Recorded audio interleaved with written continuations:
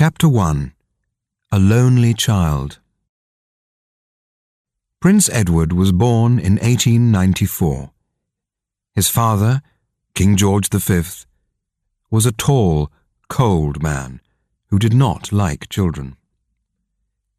"Why does Edward talk all the time?" he once said. "He's a very noisy child." His mother, Queen Mary, agreed. "It doesn't matter if Edward is happy or unhappy," she said. "A child must be silent and strong." The family lived in Buckingham Palace, which had 600 rooms. There were 8 kitchens, 19 bathrooms, 24 toilets, 11 dining rooms, 17 bedrooms, and 21 sitting rooms. Edward once told a story about the house. "Buckingham Palace was very big, and people sometimes got lost. One night my mother, my father, and I were sitting in the dining room. We were waiting for our dinner. We waited, and we waited, but the food did not come. After 20 minutes, my father was very angry. He stood up and went to the kitchen. 'Where is the cook?' he shouted. 'And where is my food?' 'But, sir,' the cook replied, 'your dinner left the kitchen 15 minutes ago. Hasn't it arrived yet?' 'No, it hasn't,' my father shouted. 'And I'm hungry.' The king left the kitchen and began to look for the food. 10 minutes later, he saw a woman who was carrying 3 plates of meat and potatoes. 'What happened to you?' my father said. 'Why didn't you bring us our dinner?' 'I'm sorry, sir,' the woman replied. 'There are a lot of dining rooms. I couldn't remember where to go. But if you return to the table, sir, this time I can follow you to the right room.' Edward did not go to school with other children. He stayed in Buckingham Palace, where he had a special classroom just for him. This is how Edward described his lessons. "My teacher, Mr. Hansel, was a thin man. He never smiled and his nose was very red. We had lots of books, but they were all very boring. They were full of words and they didn't have any pictures. Sometimes I stopped reading and looked out of the window. Mr. Hansel got very angry. He took a stick and hit me on the arm. 'Don't look out of the window, little boy,' he shouted. 'Look at the book.' He hit me many times, and my arm was red. Every Friday, the teacher took me to my father's room. 'And what has my son learnt this week, Mr. Hansel?' the king asked. And the answer was always, 'Not very much, I'm afraid, sir.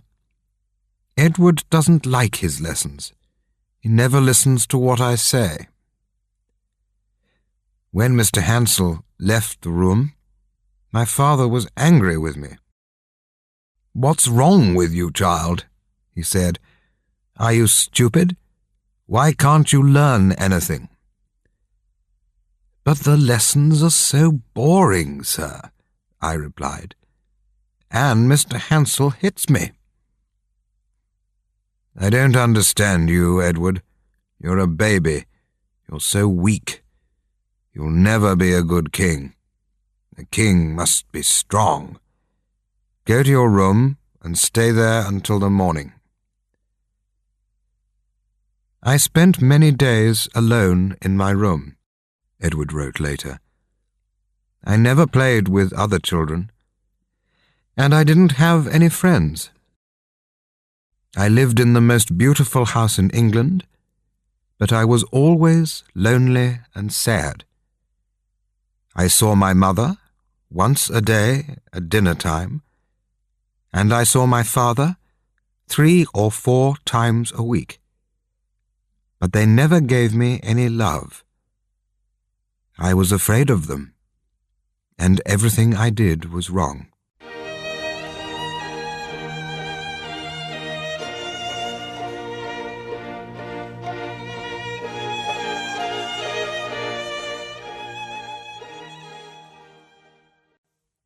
Chapter 2.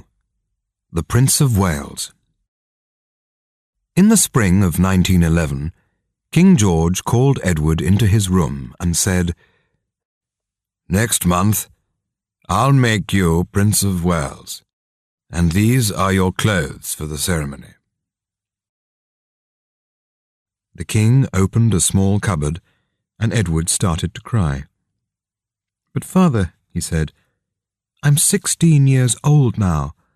I can't wear soft shoes and a skirt. I'll look like a girl. Why can't I dress like other people?"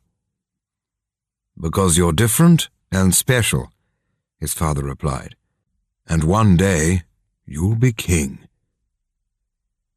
Edward cried for the next 2 days, but there was nothing he could do.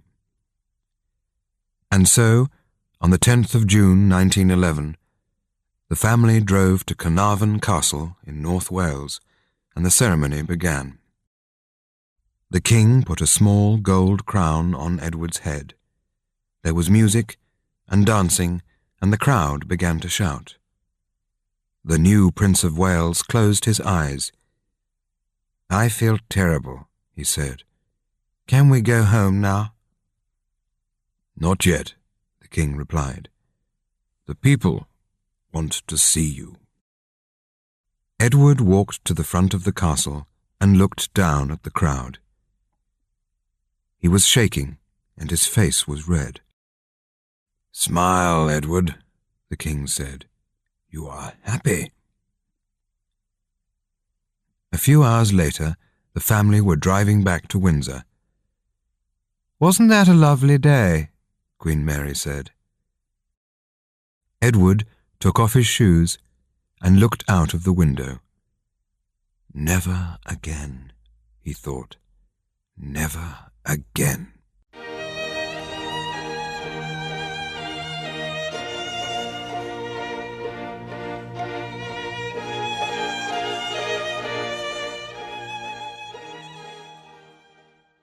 Chapter 3. The Royal Star. After a year at Oxford University, Edward went to fight in the First World War. He wrote, "I lived in a house with 25 other soldiers. At night, we talked about our lives and our families. It was very interesting. I could speak freely to different people, rich and poor, young and old. But I also saw the blood and noise of war." One day in 1916, my driver took me to the town of Loos in Belgium. I got out of the car and walked to the top of the hill. Down below me there was heavy fighting, and I felt very sad. An hour later I returned to my car. I'll never forget what I saw. My driver was dead. While I was away, somebody shot him in the neck.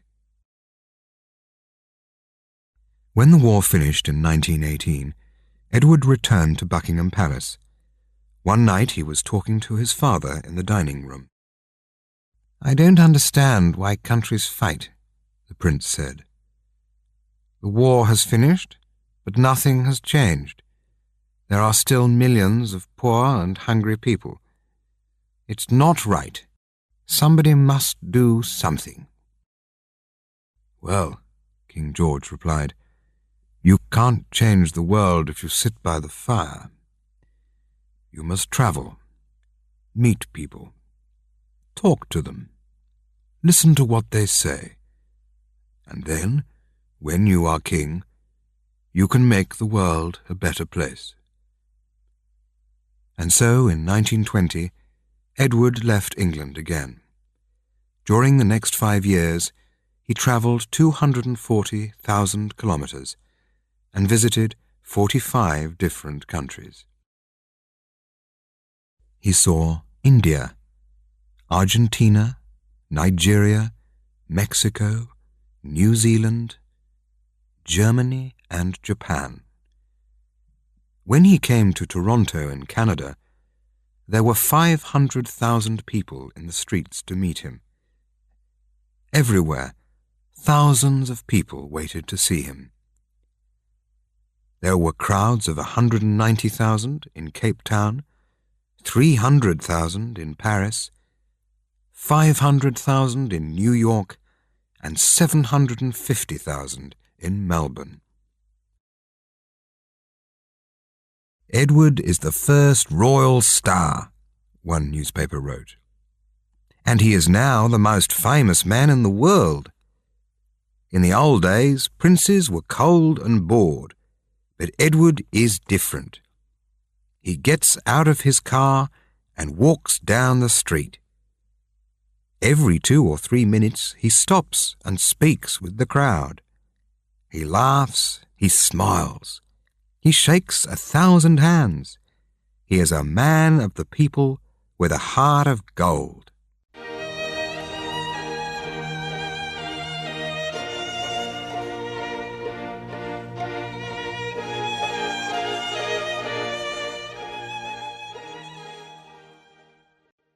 Chapter 4.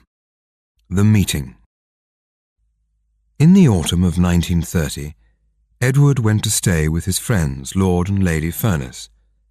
This is how he described that weekend in a book called A King's Story. "On Saturday, the weather was cold and windy. It was raining heavily, so we could not ride our horses. We decided to stay in the house and have an early lunch with some of Lady Furness's friends. At 1 o'clock, Wallis arrived with her husband. She was beautifully dressed, and she smiled all the time. She spoke with Lord Furness for a few minutes, and then Lady Furness brought her over to see me. 'Sir, I would like you to meet one of my dearest and sweetest American friends, Mrs. Wallis Simpson.' 'How do you do, Mrs. Simpson?' I said. 'Please, come and sit down.' Lady Furness left us, and we began to talk. I could see that Wallis was not feeling very well. She had a bad cold, and her eyes were red. 'I'm afraid that our English houses aren't very warm,' I said. 'We don't have American central heating here.' There was a long silence. Mrs. Simpson turned her face and looked out of the window. Then she said, 'You have disappointed me, sir.' 'And why is that?' I asked. 'Because everybody asks me about American central heating. I thought that the Prince of Wales would talk about something more interesting.' I began to laugh. 'What's the matter, sir?' Wallis asked. 'Have I said something wrong?' 'No,' I replied. 'I'm laughing because you didn't lie to me. You told me the truth.' 'But why is that funny? Doesn't everybody do that?' 'One day I'll be King of England,' I replied, 'and people are afraid of me. If I say that the sky is yellow, they say, "Yes, sir, you are right." If I say that Wednesday is the first day of the week, they say, "Yes, sir, you are right."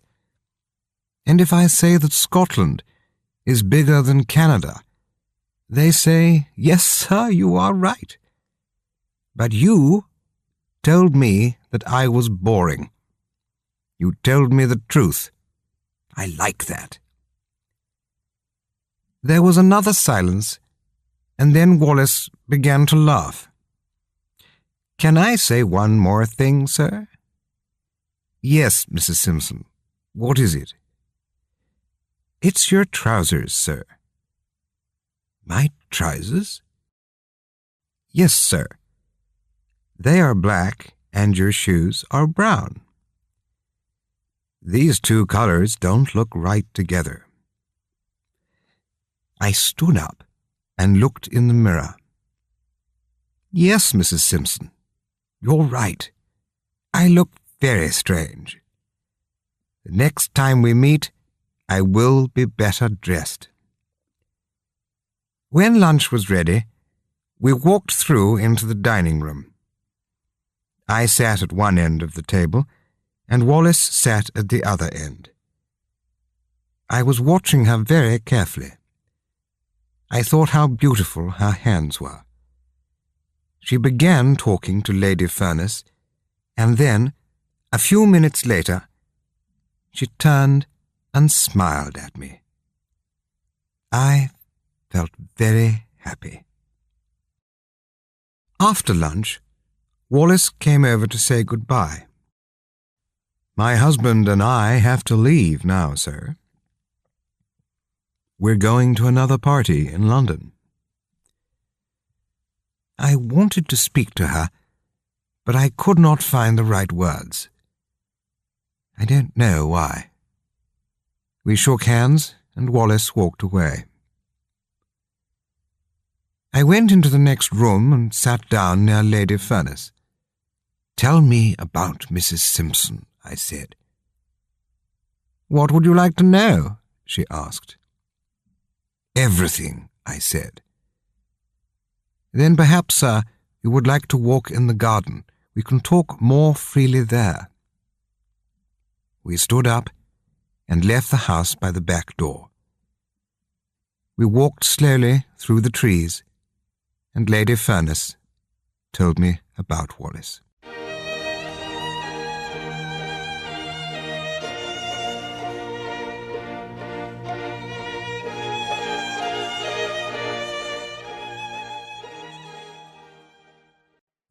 Chapter 5.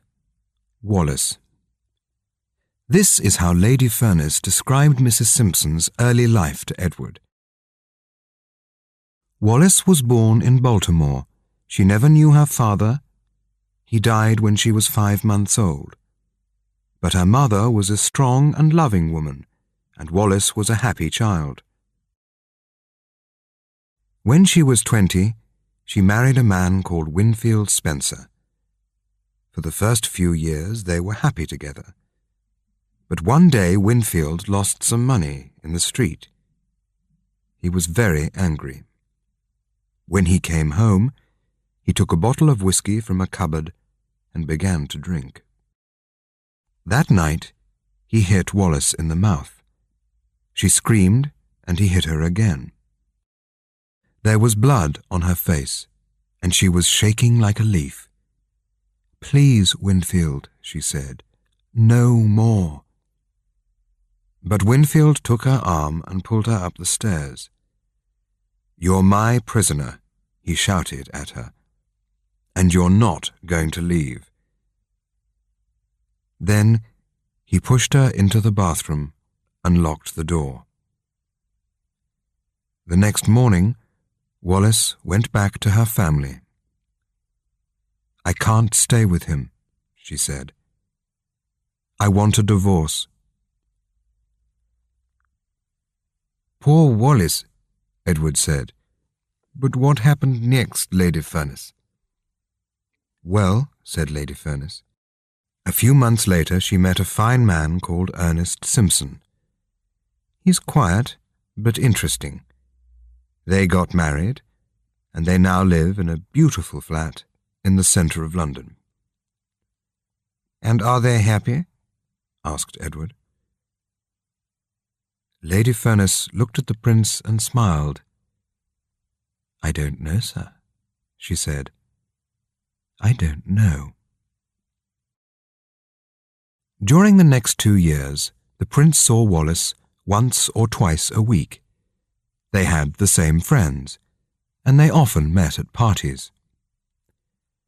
Mrs. Simpson knew a lot about life, Edward once said.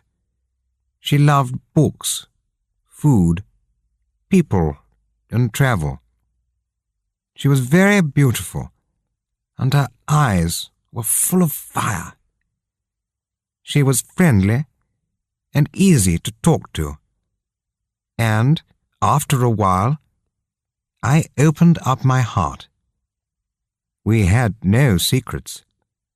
I told her everything, and that's how it all began.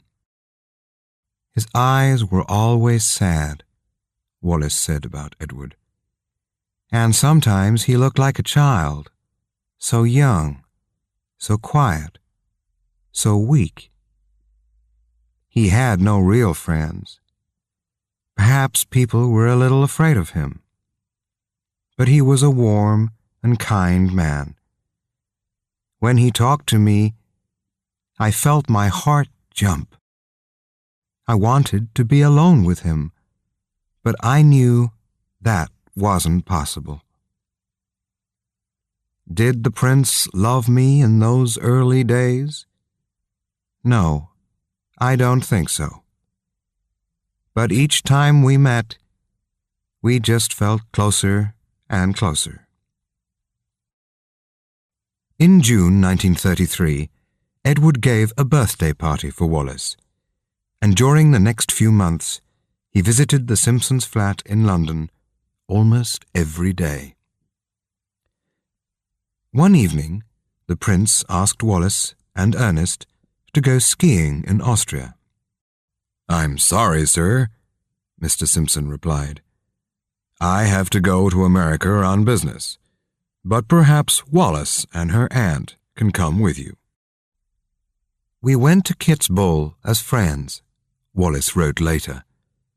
"But when we came home, we were in love, and a few months later, the prince asked me to marry him. It was just like a dream."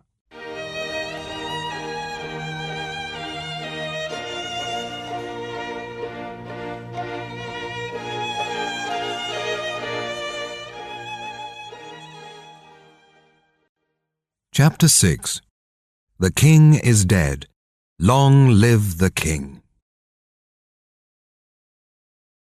In January 1936, Edward went to Windsor for a few weeks. He was tired of town life, and he wanted to work in his garden and ride his horses. But then, one afternoon, there was a phone call from Queen Mary. "Edward," she said, "you must come back immediately. Your father is very ill, and I think he's going to die."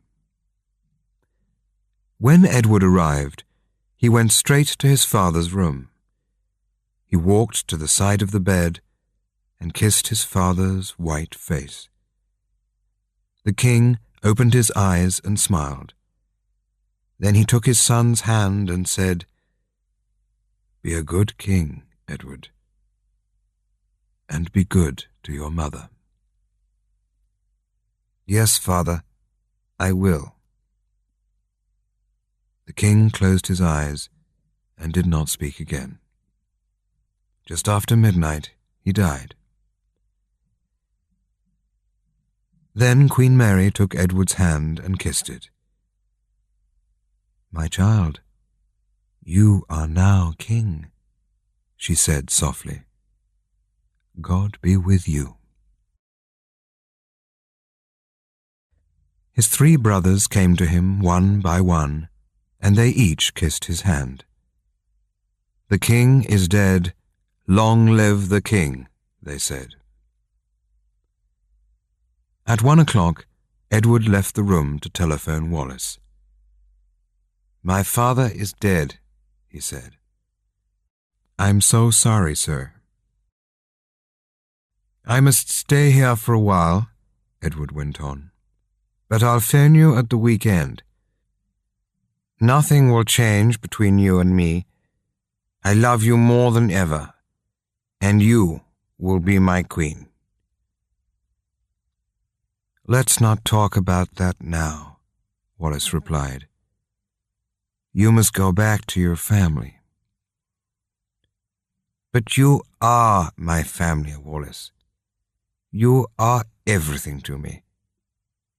Good night. Sleep well. When Wallace put the phone down that night, she suddenly felt afraid. Edward is now king, she thought. But what will happen to me?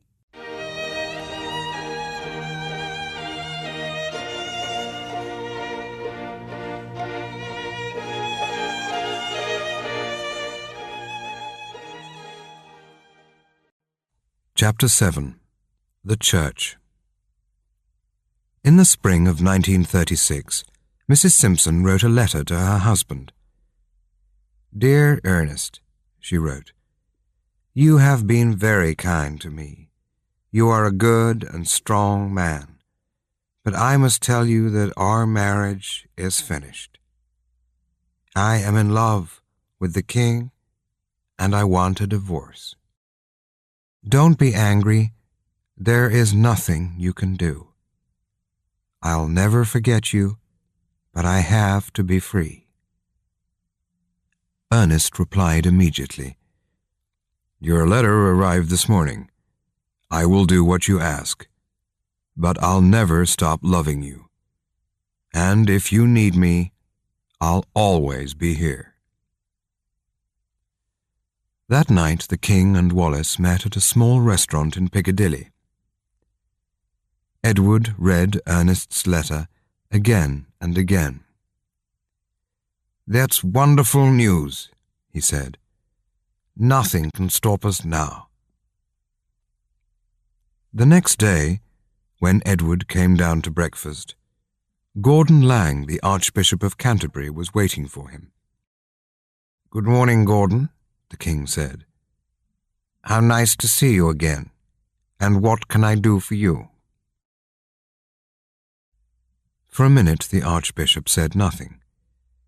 Then he opened a small black bag and took out 3 newspapers. I have come to see you about Mrs. Wallace Simpson, he began. The newspapers say that you want to marry her. Are these stories true, sir? Yes, Gordon. Wallace is going to be my wife. But that's not possible, the Archbishop replied. You know what the Church thinks about marriage and divorce. Divorce is wrong in the eyes of God. Edward smiled and then said, Can I ask you some questions about God, Mr. Lang? Yes, of course, sir. Is God happy when 2 people fall in love? Yes, sir, but... And is God happy when 2 people fall in love and get married? Yes, sir, but... And is God happy when 2 people fall in love, get married, and live happily together? Yes, sir, but... Then, Archbishop, Wallace and I will make God very happy. We are in love. We'll get married, and we'll live together happily. But you don't understand, sir, Mr. Lang replied. The Church says that divorce is wrong. Mrs. Simpson cannot leave Mr. Simpson and then marry you. You must forget about her and find another woman. Please, sir, I must ask you to think again. That is not possible, Edward said softly. When Wallace is free, I shall marry her. There was a long silence. The Archbishop looked down at the floor and shook his head. You're making a big mistake, sir, he said. The Church is very strong, and we will not have this woman as our queen. Suddenly, Edward stood up, his face red and angry. Thank you for coming, he said. But I have nothing more to say, and I want to be alone. The Archbishop stood up to go, but then turned and touched the king's arm. Please, sir, think again. The church will be against you. I don't care, Edward replied. I have God on my side, and that is all I need. Goodbye, Mr. Lang.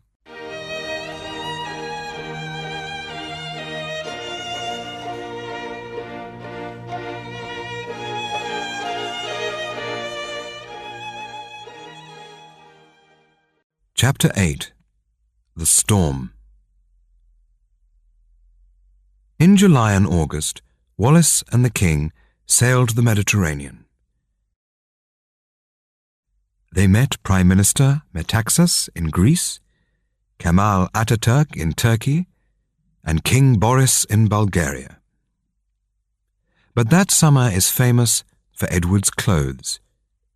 On the journey from Athens to Istanbul, the king took off his shirt to get brown in the sun.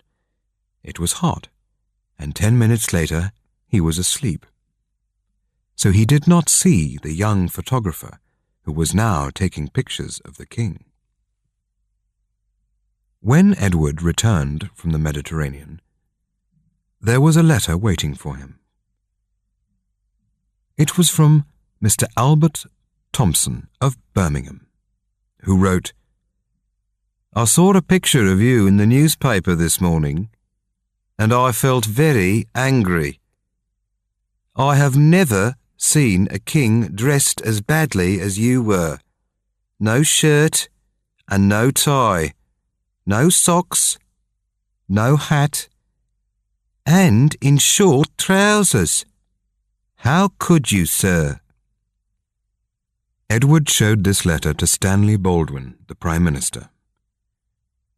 What do you think of this? The king asked. Mr. Thompson is right, sir, the Prime Minister replied. You want to be modern, but the people don't like it.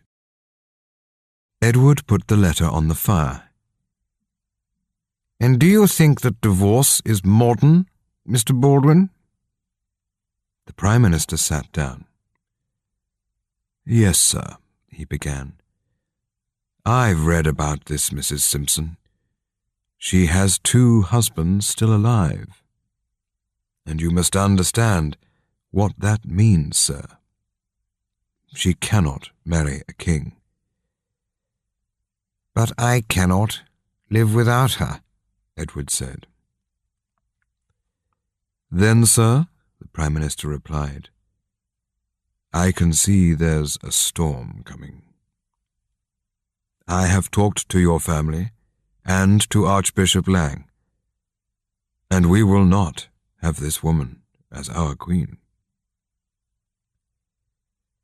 That night, the Prime Minister and the King spoke for many hours. There were hundreds of questions, but only one answer. And so, in the early hours of the next morning, Edward said, You tell me that Wallace cannot marry a king. So there is only one thing that I can do. I will give the crown to my brother and leave England. I must follow my heart. You tell me that it's a crime to fall in love. You tell me that it's wrong to be happy. How strange this country is. An hour later, Edward telephoned Wallace. The Prime Minister says that a storm is coming, Edward said. So I want you to go away. Wallace packed her bags and left for France. Then Edward went to see his mother. It was a sad, strange, and angry meeting. Do you know what you are doing? The Queen asked. Look out of that window. Outside this palace, there are 400 million people who call you king. They need you. And you will leave all this for Mrs. Simpson? Yes, Mother, I will. I'm in love. Love? Queen Mary shouted. You're a king. You must love your country first. But I'm also a man, Edward said softly. And there's nothing that I can do. That afternoon the king telephoned Winston Churchill, one of his closest friends. I have some sad news, Edward began. Last night Mr. Baldwin came to see me. I have decided to go away next week. Do you mean on holiday, sir? No, Winston. I'm leaving England. I'm never coming back. George will be king. But that's not right, sir. You're a free man. You must stand and fight. No, the king said. I have seen war, and it's a terrible thing. I don't want to fight again. But the people love you, and they want Wallis to be queen. Perhaps they do, Edward replied. But she cannot be queen.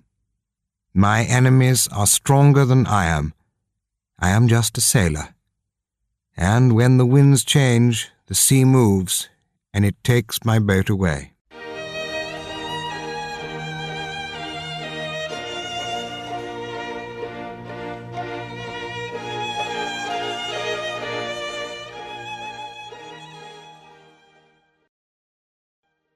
Chapter 9. The Woman I Love. A few days later, Mr. Churchill came to see Edward at Buckingham Palace. At first, the king was quiet. Then he said, "This is my last night in England, Winston. I love this country. I wanted to be a modern, kind king. I wanted to change the world, but they stopped me. And now I have to leave." It was 10 o'clock. Edward stood up and walked over to the window. In the dark streets below, there were hundreds of people. They were singing and calling his name. "Edward, Edward, we love Edward," they shouted. "Long live the king! Long live love!" Suddenly, the king turned to Mr. Churchill. "Why is this happening to me, Winston?" he cried. "What have I done wrong?" He sat down and put his head in his hands. There was a silence in the room, but through the open window came the shouting from the street. "Long live Edward! Long live love! Long live Edward! Long live love!" Mr. Churchill came over and put his hand on the king's arm. Edward looked up. "Thank you, Winston," he said. "You were a good friend to me." "Thank you, sir. And you were a good king." At 10 o'clock the next morning, the telephone rang in Edward's bedroom. "They're ready for you now, sir," a voice said. The king walked slowly down the stairs. In front of him there was an open door. The family were waiting for him. His mother sat near the window, dressed in black. His brothers stood beside her. "How close they are," the king thought. On a small table in the center of the room, there was a piece of paper. Edward sat down and read these words. "I, Edward the Eighth, King of Great Britain, King of India, King of Australia, King of New Zealand, King of Canada, King of Kenya, King of Nigeria, King of Burma, King of Malaya, King of Singapore, and King of 32 other countries, have today given the crown to my brother George. God be with him and all his people. 10th of December, 1936. Edward took a pen and wrote his name at the bottom of the page. Then he stood up and kissed his brother's hand. "I never wanted this to happen," George said. "This is the worst day of my life." Edward walked over to his mother. "Before I kiss you," she said, "there are some things that I want to say. I have never understood you, child. This morning you were a king, but tonight you'll run from England like a thief. Alone, angry, afraid. You think that you're free, but you're not. You cannot be free. Everyone needs their family.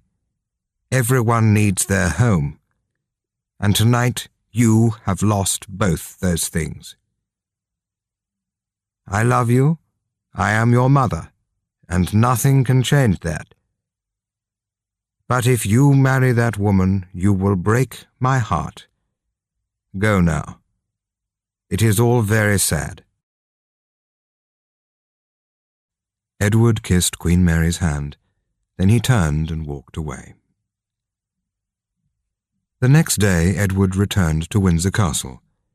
He went into a small, cold room at the top of the building. From there, he spoke on BBC Radio to Britain and the world. This is what he said. "Tonight, for the first time, I can say a few words to you. Earlier today, I gave the crown to my brother George. He is now your king. I will soon leave this country and travel to France. My heart is with Wallace, and I cannot live without the woman I love. I don't know what will happen to me. Perhaps I will never see England again. But think of me tonight when I sail across the sea. God be with you. Long live King George." Edward left Windsor Castle and got into a large black car. It was now midnight, and it was just beginning to rain. "Take me away as quickly as you can," he said. The car moved off into the darkness and the rain. "What a night," said the driver. "I think the sky is crying, sir." At 1:30 a.m., they arrived at Portsmouth. Edward got out of the car and a voice said, "The king is here." Edward stopped and looked out across the open sea. There was a thin, cold smile on his face. "King," he said. "No, I am not the king. I am just a man in love." Then he turned and walked onto the ship and into the night.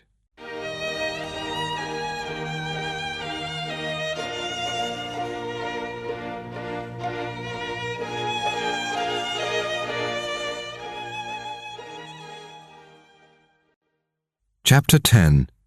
The Wedding. The next morning, Edward telephoned Wallace from Boulogne. "Did you listen to me on the radio?" he asked.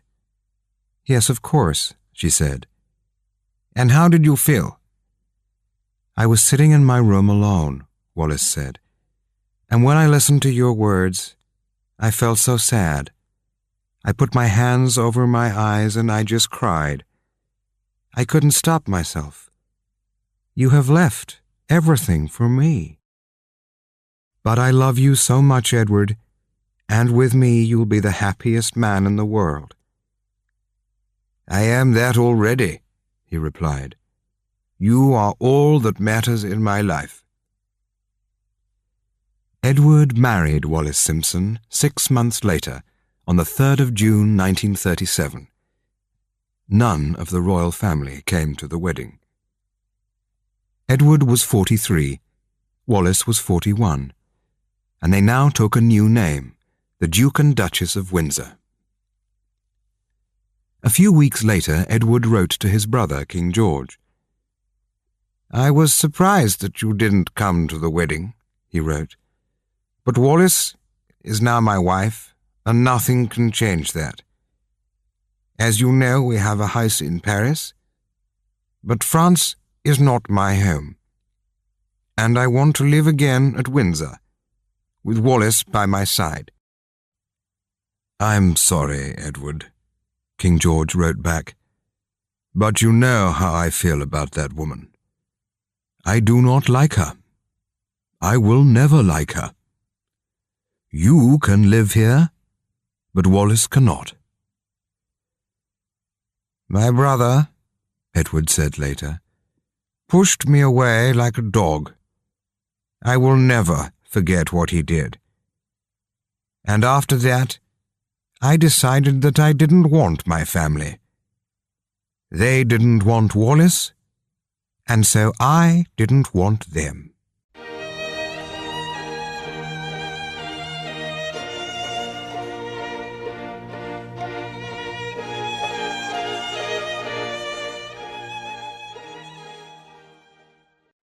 Chapter 11. Paris. For the next 30 years, the Duke and Duchess lived in Paris. They gave parties and travelled round the world, but they never went back to Buckingham Palace. When King George died in 1952, and Queen Mary died in 1961, Edward returned to Windsor for a few days, but Wallis stayed in France. "It's your family," she said, "not mine." But then, in 1966, the Duke and Duchess met Queen Elizabeth, the daughter of King George, at a small party in London. After 30 long years, it was time to forget the past. Elizabeth kissed the Duchess and touched her arm. Then she turned to the Duke and said, "Wallis is so beautiful, Uncle. I think you're a lucky man." "That day, Elizabeth was very kind to us," Edward wrote later. "But why couldn't my mother or my brother say those words to me?" On BBC television in 1969, the Duke and Duchess spoke about their life together. "Do you argue?" someone asked them. "No, not really," the Duchess replied. "But there's one thing about my husband that I really don't like.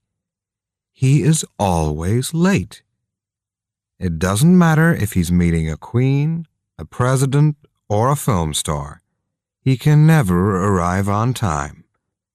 I don't know why. I have tried to change him, but it's just not possible." The Duke smiled and touched her hand. "I know that I'm often late," he said, "but on our wedding day, I arrived at the church 20 minutes before you. I was early and you were late." "Yes, that's true," the Duchess said, and they both laughed. "You could see real love in their eyes," one newspaper wrote. "They were on television, but they forgot about the cameras and the millions of people who were watching. They were just two people in love." The Duchess was famous for her jewelry. "After my husband," she once said, "I love jewelry more than anything else in the world." And after 35 years with the Duke, she had hundreds of pieces, which came from all over the world. I have never met a more beautiful woman than Wallis, Edward wrote, and I love giving her presents. She has given me so much happiness. I buy her jewels to say thank you. In May 1972, the Duke became ill. When the doctor arrived, he listened to Edward's heart and then said, "How many cigarettes do you have a day, sir?" "About 40 or 50, the Duke replied. "But please don't ask me to stop. I've smoked for 60 years, and I cannot change now." That night, Edward called Wallis into the room.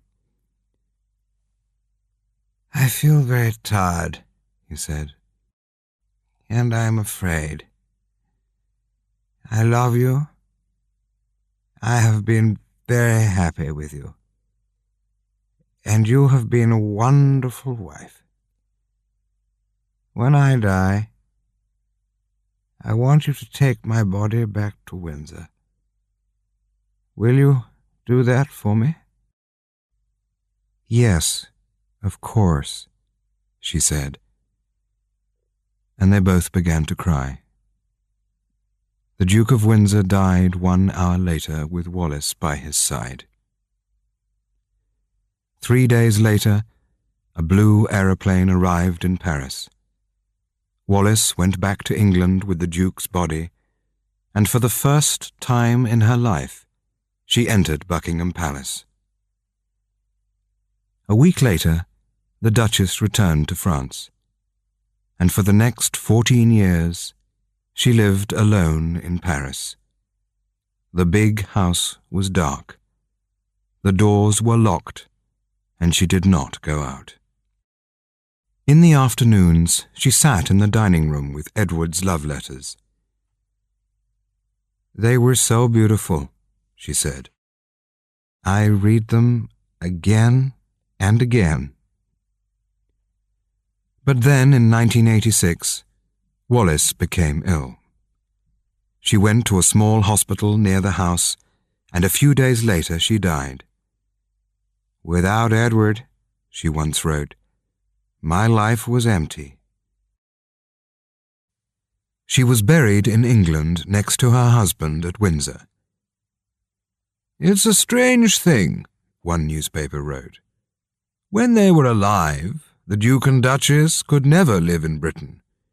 It was only in death that they could be there together."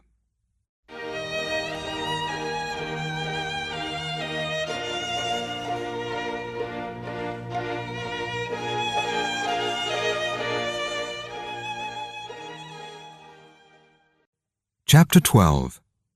Long Live Love. In 1970, 2 years before his death, Edward said, "There are some people who think that I was wrong to give away my crown. But they don't understand true love. When I was young, I lived in Buckingham Palace.